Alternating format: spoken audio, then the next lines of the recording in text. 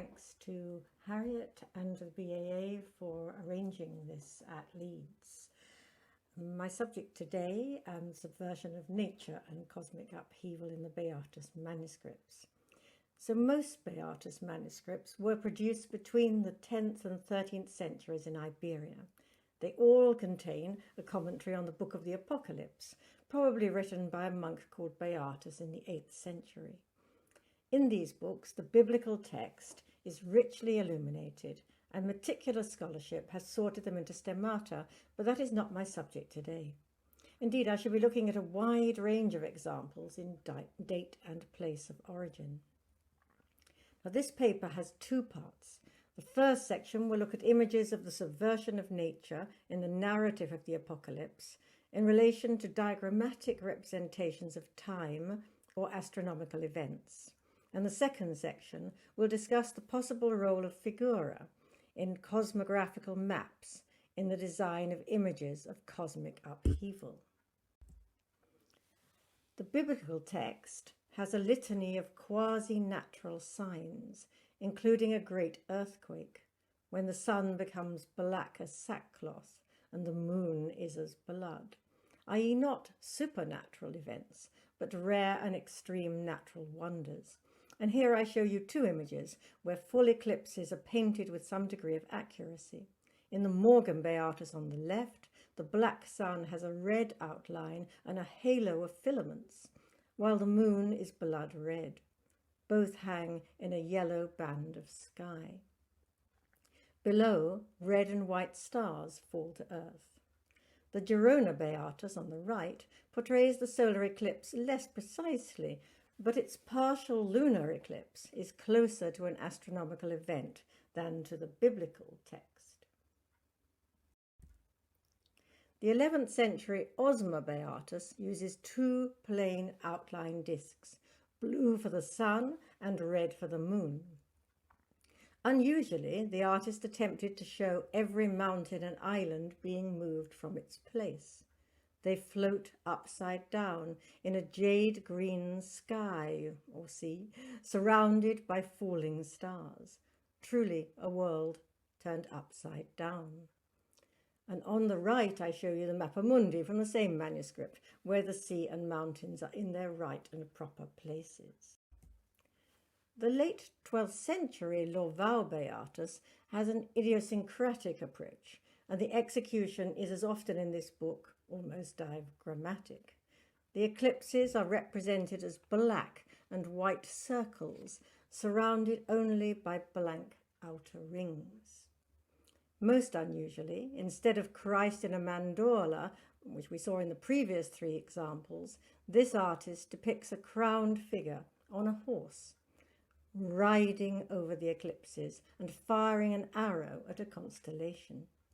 Despite its unusual appearance, this figure may also be a representation of the Son of Man from the book of Matthew, Signum Filii Hominis in Caelo, but now imagined as a constellation.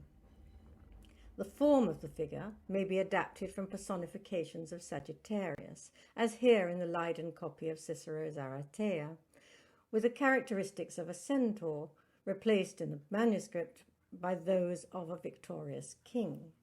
I'll come back to this Carolingian Aratea in my second section. The arrival of the 7 angels with trumpets brings new forms of subversion. Each angel's disruption takes a different form. The first trumpet delivers hail and fire mingled with blood. The water that has been warmed by God at the moment of creation to make it liquid is now cold and hard. Opposing elements are mixed, water and fire, and both with the huma, blood, which was believed to be related to air. The 10th century Morgan Beatus depicts this with a purple haze of hailstones, an attempt perhaps to portray the mingling of elements. But the approach of the late 12th century Cardenio Beatus on the right is more decorative and presents a curtain of white hail and separate red tongues of fire. Now, the second angel casts a great mountain burning with fire into the sea. Again, mixing fire with water, and the third part of the sea becomes blood. These details are plainly shown here in dramatic blocks of colour in the Facundus Beatus of 1047, where a mountain is again inverted to emphasise the overthrow of nature, whilst the fire and water seem to have separated more like oil and water. At the sounding of the third trumpet, a great star called Wormwood falls from heaven. In branch 2 manuscripts, wormwood is usually a large disc raining fire in a band of stars, but in the branch 1 family of these manuscripts it has fallen to earth, as here in the illuminated Beatus. Although in the commentary the event is seen as an allegory of bitterness and heresy, the main image is a spectacular burning star. This idea of a star probably derives from depictions of comets. The fourth angel attacks the planetary sphere, a third part of the sun, a third part of the moon and the stars. The Courtauld Beatus here puts a band across the crescent and a cut-out shape across the sun, which reflects the text, but not any natural phenomenon. It shares this approach with some earlier Ottonian apocalypses. In contrast, 10th century illuminators of Beatus opted to conceive this diagrammatically.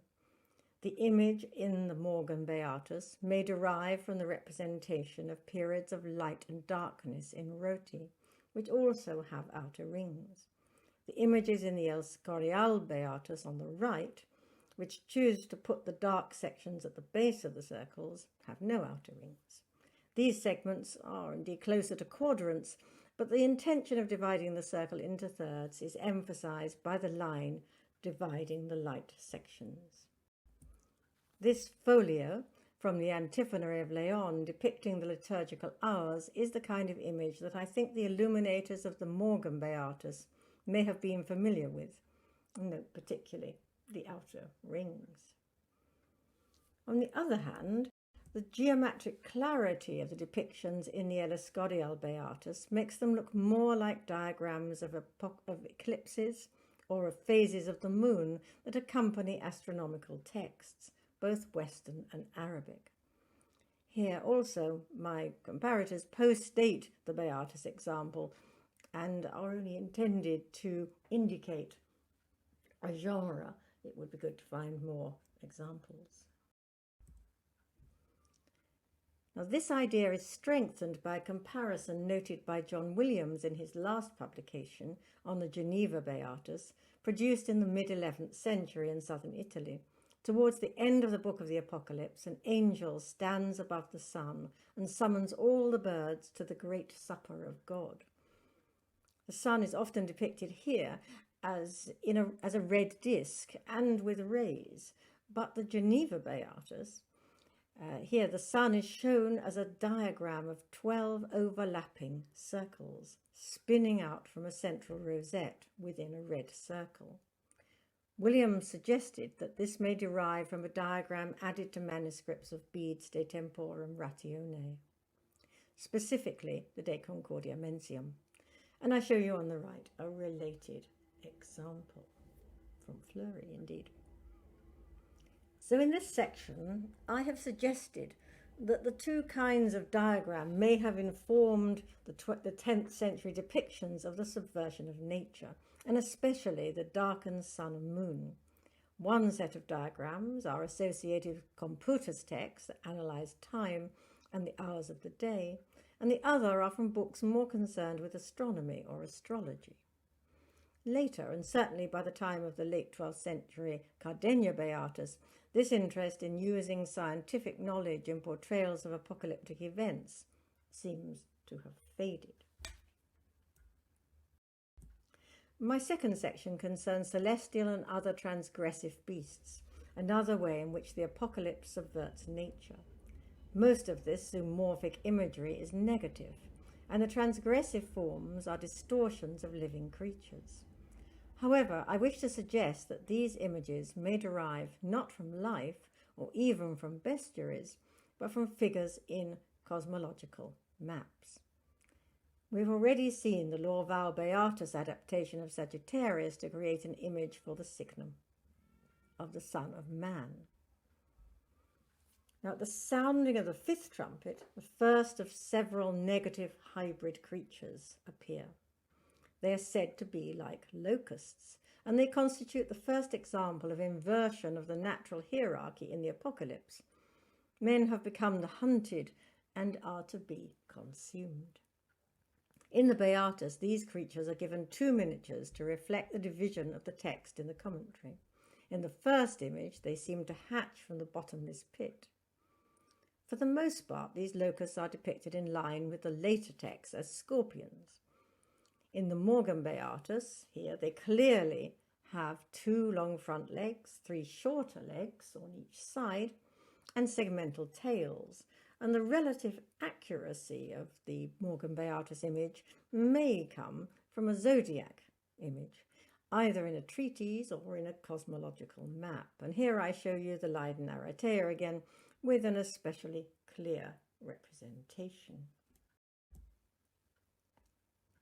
Only the Lorval Beatus portrays the locusts as insects, and most oddly the Ellis-Godial Beatus draws bird-like creatures with claws. This has been related to the Carolingian Stuttgart Psalter, where the locusts of the Egyptian plague are also bird-like. In a second image in the Beatus manuscripts, the locusts have metamorphosed into creatures with long legs, hybrids of a lion and a horse, a form which derives from but does not entirely follow the biblical text. Now, as Peter Klein has reminded me, Carolingian and Ottonian apocalypses also sometimes look to celestial figures. Notably here in chapter 12 of the Apocalypse, where the scene of the conflict moves to the war in heaven. The Cambrai Apocalypse presents a magnificent dragon that surely derives ultimately from the celestial cartography of late antiquity, perhaps via another Carolingian model.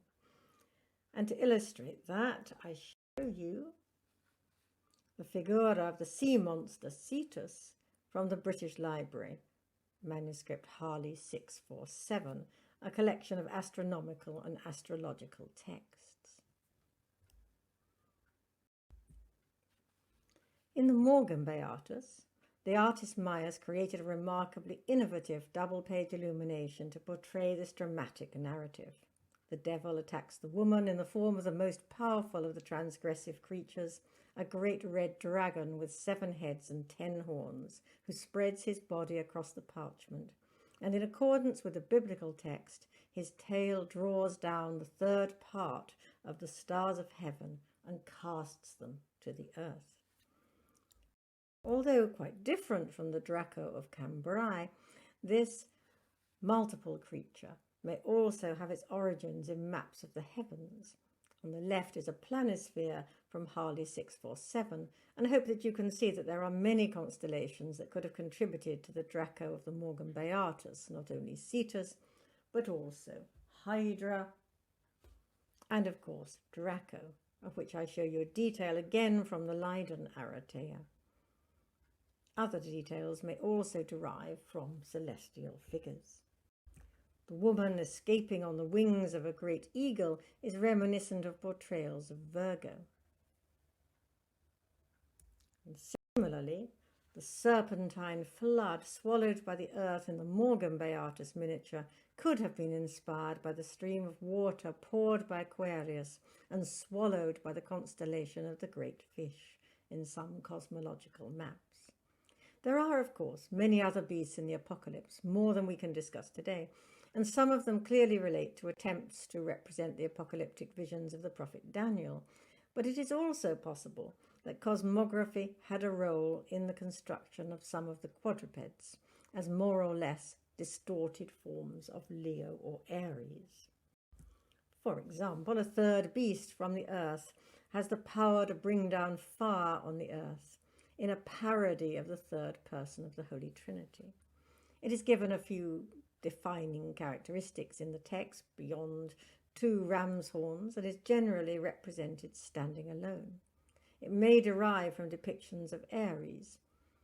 although this early 12th century image from the Selos Beatus has more resonance with the constellation figure of Canis Major or Sirius in Harley 647.